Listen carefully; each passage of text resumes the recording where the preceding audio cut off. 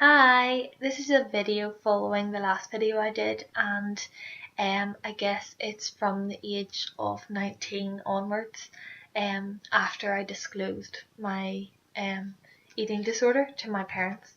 Yeah, so at the age of 19, that's when I was open and honest, and it happened in a very uncontrollable moment, and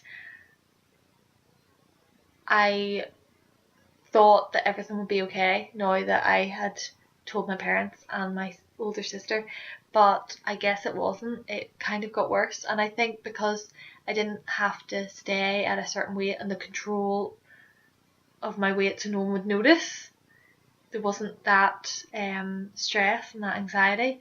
So I started to lose weight and I started to deteriorate, and my parents were very aware of this. So um we went to the doctors, and I got referred to the local services, and I saw the most amazing therapist ever, and I loved her.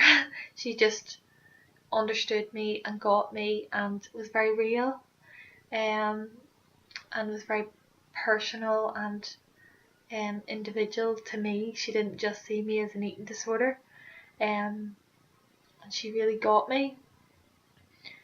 But at the time I don't think I was ready to change because I still was hiding things. Um, Even though people knew, not many people, but some people knew, there was still like a shame and a guilt I had with some aspects of my eating disorder, and I still feel that, but I'm a lot more open now. But at that time it was just really hard. So I guess I controlled some aspects a bit too much, and I couldn't, it just wasn't working. But anyway, I was still communicating a bit, and I was still seeing her, and really quite enjoyed seeing her as much as you can do.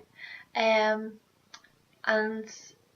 at the same time as that, I decided to leave university because it was getting too much. Just I wasn't concentrating. My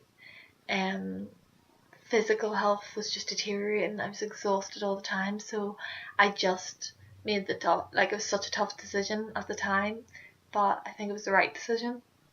So I decided to stop, and I found a residential place for people with strongholds in their life um, around my area, and I went and stayed there for 6 months, and even though a lot of behaviours didn't change, I felt I had a purpose in my life. I really enjoyed it. I absolutely love the people that I met there. The couple that ran the centre, I just adore them, and people in the church that I went to up there, I just really care about, and I knew they cared about me. But yeah, so that was it was a nice time, even though it was difficult because things didn't change. There was still stability, and then after leaving there, I just deteriorated that summer, and really quickly, and I had real issues with my potassium after that. I was in a medical ward because my potassium was acutely low, and I wasn't eating, and then I ended up going away for a couple of days because I was desperate and begged them to go on this holiday because I never knew when my last holiday with my daddy would have been, and it just bothered me, so I begged them, and they let me out with an agreement that I would have a smoothie a day, and I even manipulated that. But I made that holiday hell, and it was, I hate looking back at it because it was the moment my mum and dad saw how ill I was, and I was very suicidal, very I was a shell. I wasn't me. There was nothing in me. But I guess it was my rock bottom. And it's very sad looking back at that person that was just there. There was no emotion. There was nothing to me. But I guess that was the time when my parents saw how serious this was, and how if they didn't do something soon, then I wouldn't be here too much longer. So my mum went to my therapist with me, and I ended up going into the psychiatric ward, and that was the start of my very long stay in the psychiatric ward. Every day feels so long, but I was in there for 6.5 months, and it was just really hard. I felt very alone, and I pushed a lot of people away, but my family stayed faithful, and I put them through hell, and they still were there. My parents were so patient, and I'm so grateful to this day at the love and devotion and care they showed me through that tough time. But yeah, I guess I ended up getting discharged. Throughout my time there, my potassium dropped all the time. I was on IV drips a lot, and struggling eating, still not eating very much, and I guess I felt like everyone had given up on me, and I had given up on me, and I was just this eating disorder. I didn't know who Mary Bar was. I was this eating disorder, and I was just a shell, but with a bit of personality, a bit of diviness, and but yeah, it was tough, but I got through it, and I was so glad to be out. And then I got my own wee flat, and it was great. And then a week later, well, Dad was in and out of hospital too, and then I was in and out of medical wards for ages after that with my potassium, and then I was detained a few times, and ended up in the psychiatric ward again, and then got discharged myself from the psychiatric ward, and then went into medical wards, and went into the psychiatric ward again, and it was just constant. And my poor mum lived in that hospital, but yeah, I just was fed up and hurting and exhausted. My hair was falling out, my potassium just completely just up and down, up and down, up and down, and it was just, my heart was just not doing what it should be, and fluttering all the time, and weakened, and it was just a really, really hard time. But I didn't know how seriously ill I was at the time, and even though people said to me, I didn't believe it. And then after my last day in the psychiatric ward, I was just like, I can't do this anymore. You aren't helping. It's not a specialised unit, and because in Northern Ireland there's no, inpatient units for people with eating disorders, and the psychiatric wards don't have any experience. So I ended up going to a specialised unit in London, and that didn't go very well, let's just say. And it was really, really, really tough. And I felt all they cared about was refeeding me, and they didn't care about what was going on here. And I believe that what goes on here is what needs to change, so then I give myself permission to eat. But I at that time was going through a huge change in my thinking, that I was ready to fight. I was so, and still am, so angry at my eating disorder for taking so many years away from me, and I don't want it to take any more. And that's why I want to fight. I want to fight for my family. I need to fight for my family. I can't let them lose anyone else. And um all this was going through my head, and even though they weren't helping me with up here, I was trying to help myself. And like, I filled like a journal full of my thoughts, and I hope to share some of these thoughts with you.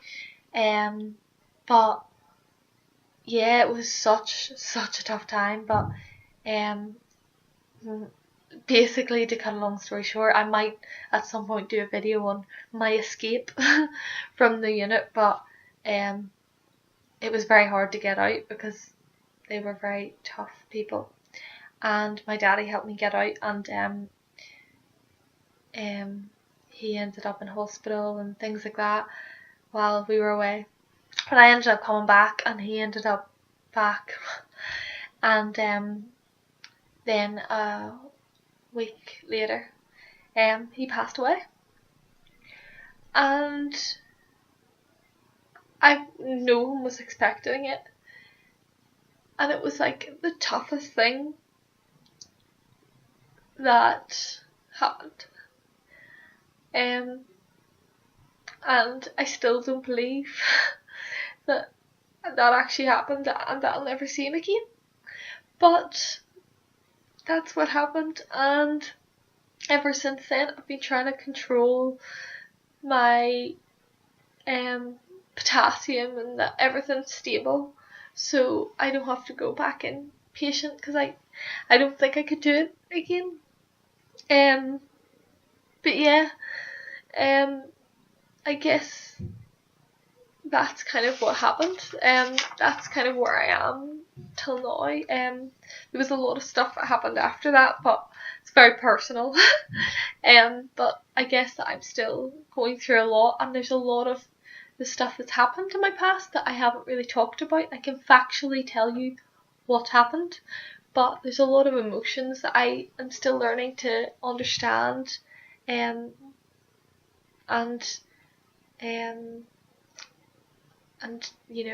digest, I guess. And that's going to take a lot of time. So yeah, I'm struggling a lot right now. And physically I feel like every day is a battle to just get up. And the thought of, going to sleep and starting a new day is exhausting. And I put on a face that things are okay, but I know they're not. And I know that if I keep going the way I am, I won't be here for much longer. And I really want to be here for my family.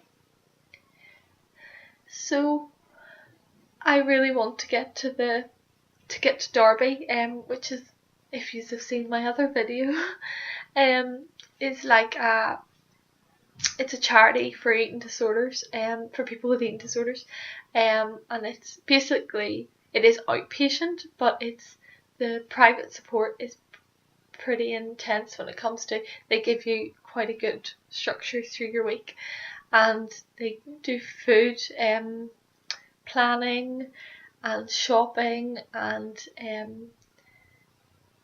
support while eating, meal support, but in a natural environment, in a real environment, not in an inpatient where every time I felt like I went inpatient, I felt like I was institutionalized. But recovering in the community is, I believe, the most healthy way to recover and the most real way to recover. So they do that. They do drama therapy, which I have been to like a little taster session, and it was amazing. They have support groups, they have one-to-ones, and I just feel hope in that. And that's what I really want to That's what I'm living every day in hope that I will get there to do that treatment. But I need to raise funds or to get funding, and at the minute we just don't know how we're going to get the funding, or if we're going to get the funding, and if we'll be able to raise money or not, raise enough money. So we are trying to raise money, and I might put the link below if you want to donate, but don't feel pressured. It's just if you feel that it's in your heart to donate money to help me on my journey. And it's a journey. My perfectionistic personality tells me I have to do it perfectly, but I know that I'm going to make mistakes. I am human. I know that this is going to be an ugly journey. I know that this is going to be hard. I know that this is going to take a lot of strength, but it's a journey I want to go on. It's a journey that I have to go on to